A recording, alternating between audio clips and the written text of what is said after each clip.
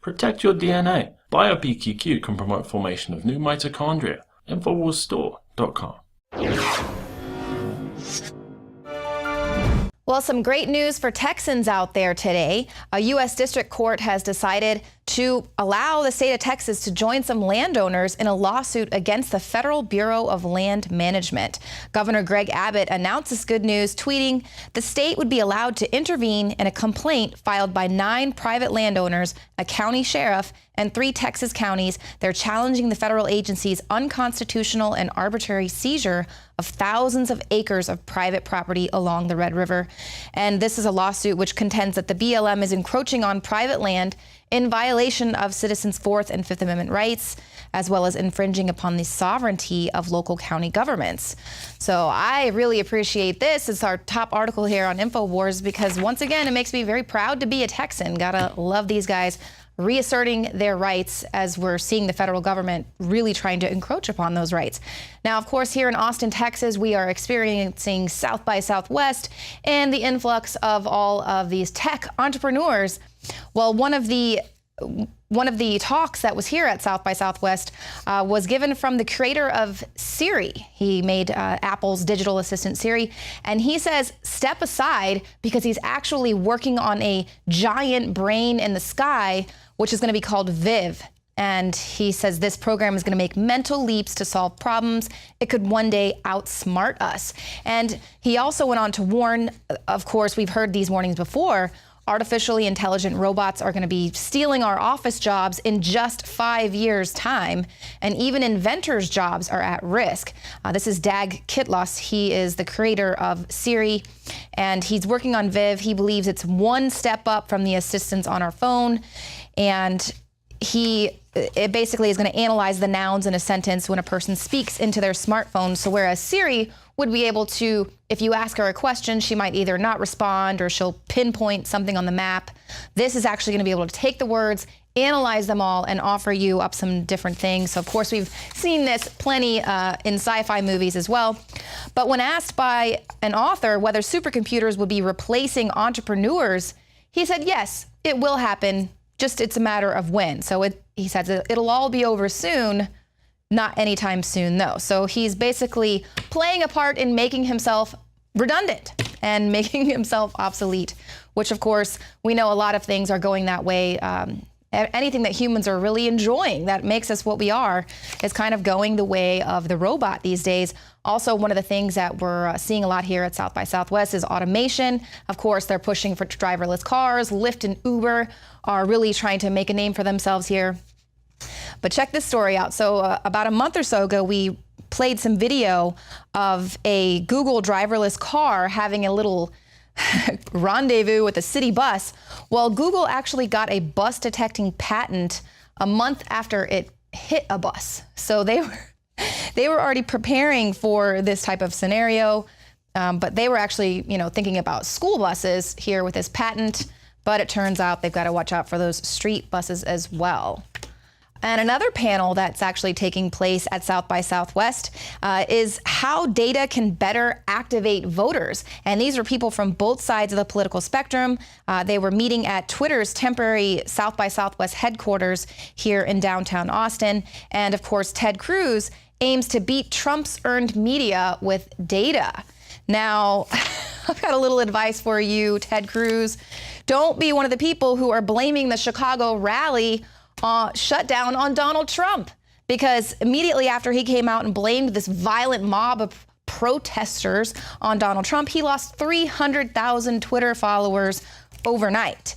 So this is what happens when you start backing violent protesters and calling it free speech. And these are actually mobs, and people can see that.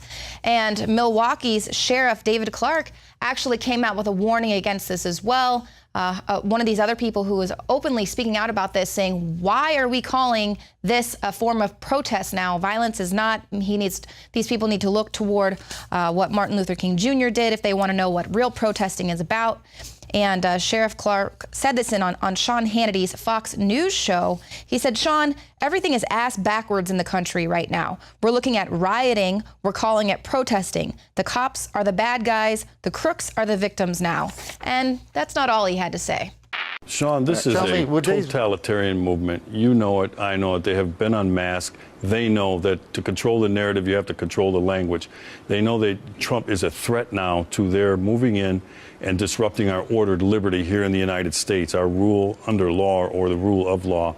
And Trump and some of the other Republican candidates are a threat to that. This wasn't an attempt to engage in peaceful protest. I'm tired of couching it not in those terms. This is not peaceful protest, all right?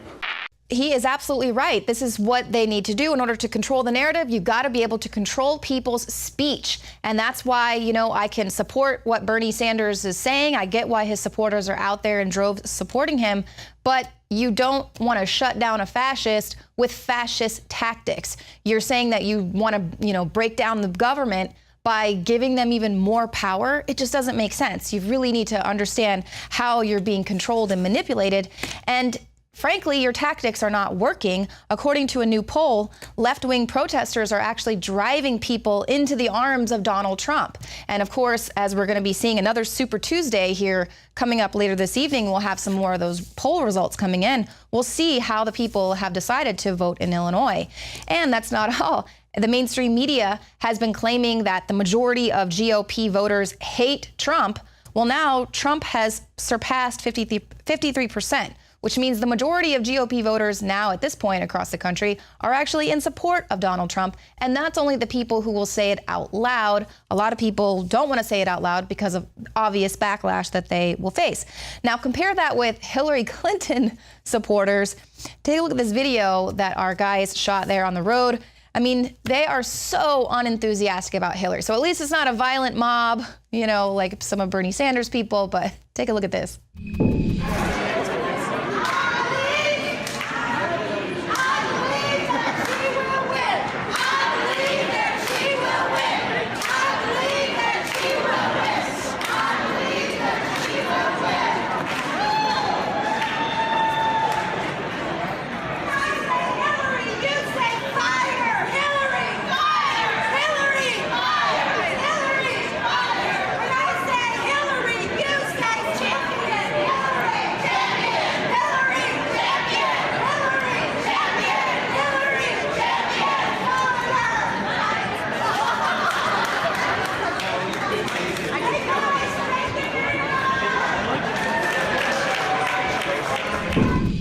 And it's obvious that those people are settling for Hillary. That video is just kind of proof that it's the establishment who is really pushing Hillary Clinton.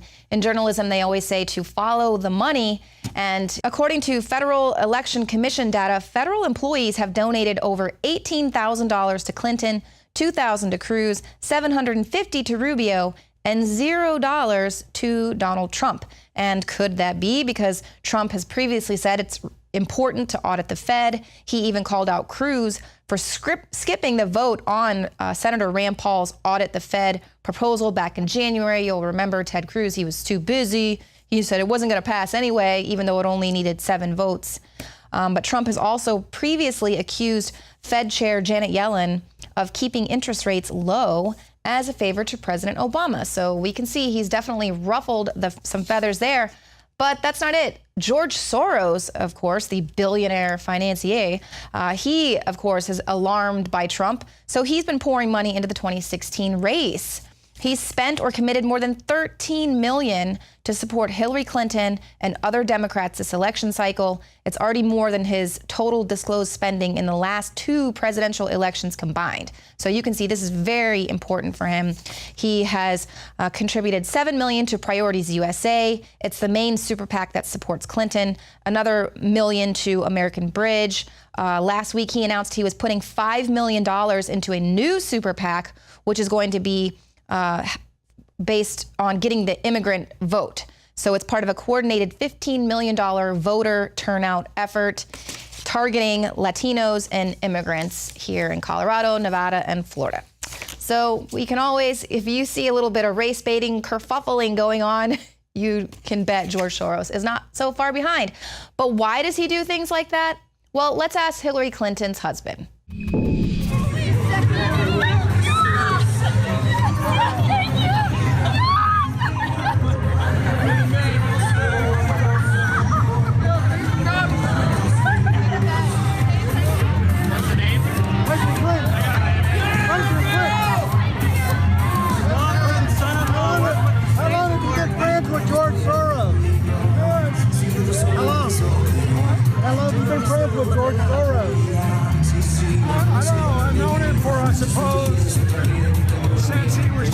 helps the Balkans after the partisan war. Can you do me a favor and put that back? Don't give me right to pay that.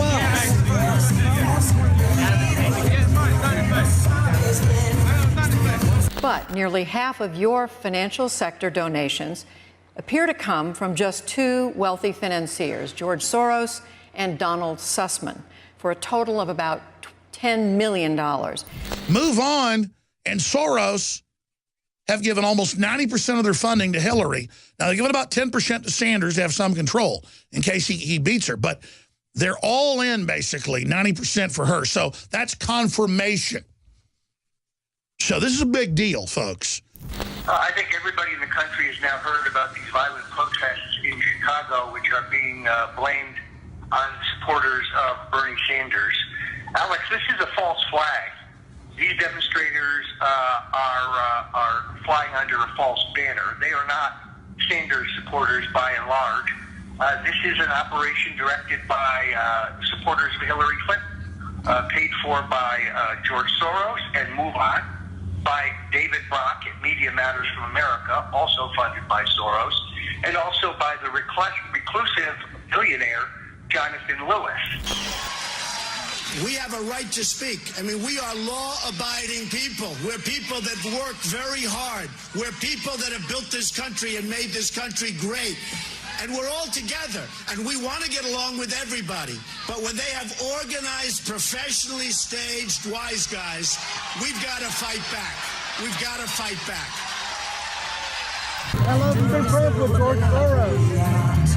I don't know. I've known him for, I suppose, since he was trying to help the Balkans after the partisan war.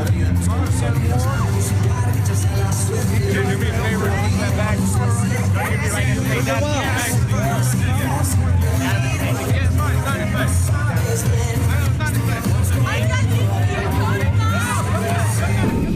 And if that's not enough for you to get the gist of who Hillary Clinton is, she's actually doubled down on her "what difference does it make" statement. In a rather bizarre statement, presidential candidate Hillary Clinton has said that the U.S. didn't lose a single person in Libya, which is to say the former Secretary of State is ignoring the murder of Ambassador Christopher Stevens. Now, Libya is perfect, isn't it? Clinton said. Libya was a different kind of calculation. And we didn't lose a single person. We didn't have a problem in supporting our European and Arab allies in working with NATO. Mrs. Clinton conveniently skipped over the attack of September 11th, 2012 on the diplomatic special mission compound and CIA annex in Benghazi. The left Ambassador Christopher Stevens, Foreign Management Officer Sean Smith, and CIA contractors Tyrone S. Smith and Glenn Doherty dead. There's even a movie out about it called 13 Hours. And this isn't the first time Hillary has had a selective memory, but what difference does it make? You can find more reports on Infowars.com. Coming up, Joe Biggs takes to the streets of South by Southwest to find out if people really think Donald Trump is a racist. And then we're going to be talking about the federal government's call for doctors to stop prescribing addictive painkillers for chronic pain. Of course, Americans consume 80% of all prescription painkillers, to absolute detriment, of course. And then we're also going to be giving you an update on this Super Tuesday's results.